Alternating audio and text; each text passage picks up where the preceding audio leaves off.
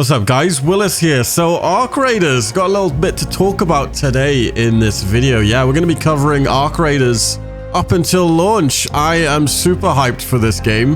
Been playing the server slam all weekend long. And yeah, one of the directors, I want to say, took a little jab at Bungie's marathon, but they did it in a surprisingly respectful way. We're going to be talking about that in this video, as well as some of the player numbers over the weekend for the server slam. Now, to celebrate Arc Raiders, we're going to be giving away a deluxe edition of the game. If you guys want to enter, just like the video, leave a comment, and make sure you're subscribed with bell notifications turned on. The deluxe edition has a ton of stuff in it. Also, come and join the Discord, because that's where we're going to be announcing the winner. We got the new Arc Raiders channels all set up. Right, let's jump into it. So, if you didn't know this year, Bungie ran their first closed alpha for Marathon, their extraction shooter, their sort of attempt at the game, and it wasn't very good. One of the main things that happened with that was they got caught out stealing artwork from a lot of different artists, and they used that art in Marathon, and obviously this kind of just didn't make it better. And yeah, Marathon kind of flopped before it even started. So yeah, obviously the Arc Raiders devs saw this, and it basically helped them to see what would work and what didn't work. So Bungie basically were, you could say, the test dummies for what not to do in an extraction shooter. But yeah, Virgil Watkins actually spoke to PC Gamer and said that Bungie's test basically turned into a great A/B test for them. He said it was very coincidental that they had their test around the same time we did. It was a great A/B test for us because they made decisions that we didn't, and vice versa. So we could compare and contrast how things shook out.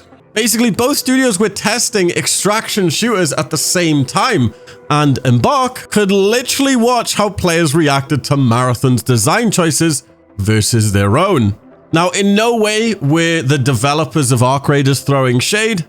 They just thought it was very interesting to see what worked for Bungie and what didn't work. The developers even complimented Marathon's art direction, calling it very evocative, and said he's genuinely curious to see how it turns out.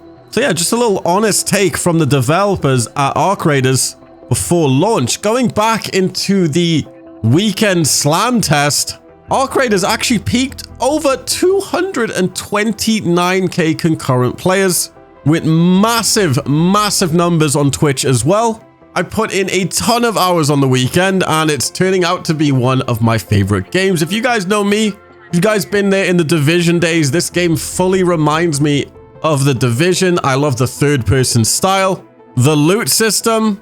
It's pretty much everything I love in video games. Now, what's actually pretty hilarious is there's currently 2,800 people still hanging out in the offline Arc Raiders beta. Yep, they're just sitting on the screen that basically just says the end of beta. You can now close the game. They do not want to leave. Now, the game is launching in 2 weeks, and yeah, it cannot come soon enough. Now, you're probably thinking, is there any type of like roadmap for Arc Raiders? Because from what I'm seeing, there's apparently meant to be a 10-year game plan for the game. Now, it's angled as an online live service game, and one thing we haven't seen or heard about is the game's roadmap, which is strange to see. We're given about like a week and a bit from release now. So apparently Embark Studios doesn't want to give one out, and there's a good reason for it, and that makes sense. So in a Twitch stream at TwitchCon with Embark, Arc Raiders design director Virgil Watkins again was asked about the game's future post-release and where's the game's roadmap. Watkins' answer was telling of how the studio wants to shape the game, and it's based on what the community wants, which is honestly big W. Instead of putting a plan out for the game already set in stone, see how the community reacts and adjust to it. Watkins shared, I think internally for a very long time we referred to this Arc Raiders as a 10-year game. So that is the ambition we're aiming for, and that kind of dictates the type of quantity of content we want to put in. Now, Watkins continued, he said, we are not at the stage going to discuss roadmap details. That stuff can quickly spiral into promises that can go unfulfilled if things change. But of course, adding things over time like new maps and extending quest lines and introducing new enemies, new weapons, and things like that. We'll have some stuff lined up post-launch and for a little bit after, but then it will be based on what we see out of launch and going thereafter to start dropping the content that we need to. The developer concluded. So one of the things which I feel like makes Arc Raiders so special is not that obviously the fact that I guess it has potential to be competitive in some way, but the thing that makes it special is the interactions with players you meet in the game. Now, obviously, there's a lot of players who don't play with like their mics on, but honestly, this is what makes the game fun, is the proximity voice chat. Just being able to talk to the enemies literally just makes the game 1,000,000 times better. And yeah, I don't think Shroud could have probably said it better in this clip. Like I keep saying with this game is try not to stress winning or losing. Just try to have fun in the raid. Yeah, literally just like Shroud said, don't stress about winning or losing. Just focus on having fun. Those fun interactions. There's so much different stuff you can do on the map, which honestly, I haven't even figured out all of the things you can do as well. There's so many hidden locations. There's different maps going to be coming after launch as well.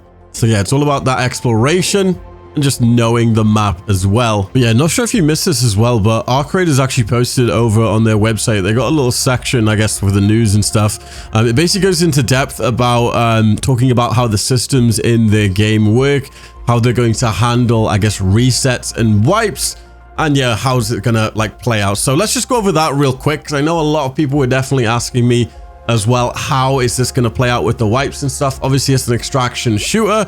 You bring the loot back to your stash. You can then accumulate this stash.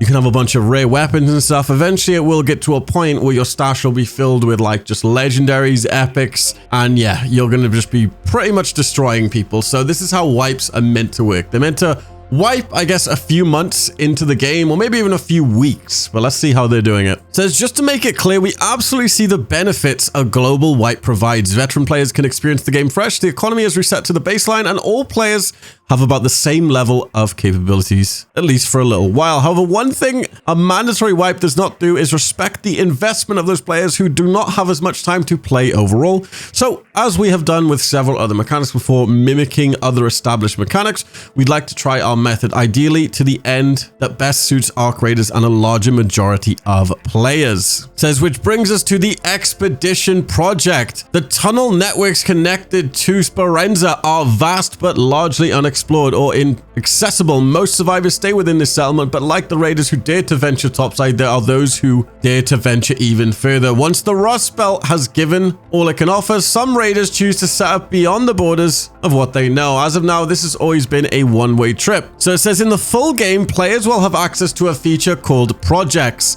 At level 20, the first major project players will have access to is the Expedition Project. Upon completion, this project makes a character reset available. If a player completes a reset, they will be able to do so again, so long as they complete another of these projects. It says the Expedition Project will operate on a repeating cycle of roughly 8 weeks. During the course of these 8 weeks, players can contribute towards making progress on the Expedition Project, which will overall be somewhat large time investment. At the start of the 8th week, the ability to finalize the project will become available and will remain available for that entire week. If a player has fulfilled all the necessary stages of the project, they will be able to commit to completing the expedition during this period. Should a player's project not be ready during the window to complete the expedition project, their progress will be kept, allowing them to continue working on the project until the next finalization window. Other projects may be added over time as part of the updates, holidays, and events. They will range in scale reward structures. So it says what is lost and what is kept. Players will lose anything inherited to their character's project: levels, skills, items, inventories, workshop, crafting, capabilities, etc.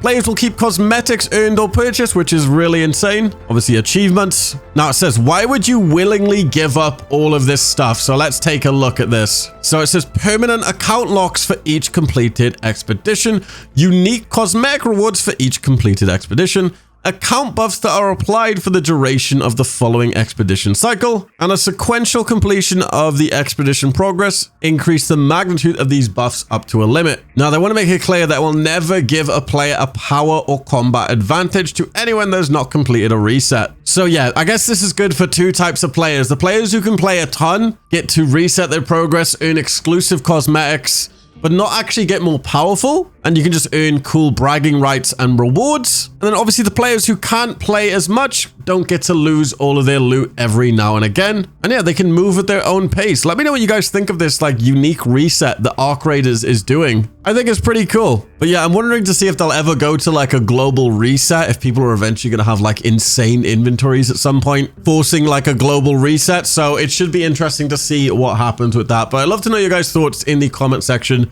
down below. But yeah, that's going to be it for the video today, guys. If you did enjoy, make sure to leave a like, leave a comment, and subscribe. We will be covering Arc Raiders over the next few days up until launch. I'm going to have a few guides as well on launch for you guys. And yeah, make sure to come and join the Discord. We do have the Arc Raiders channels up if you guys want to group up, form some squads. And also we've got that deluxe edition giveaway for any platform as well. The winner can choose, obviously, the platform. Just like the video, leave a comment, and make sure to subscribe. With that being said, guys, I'll see you in my next video. Peace.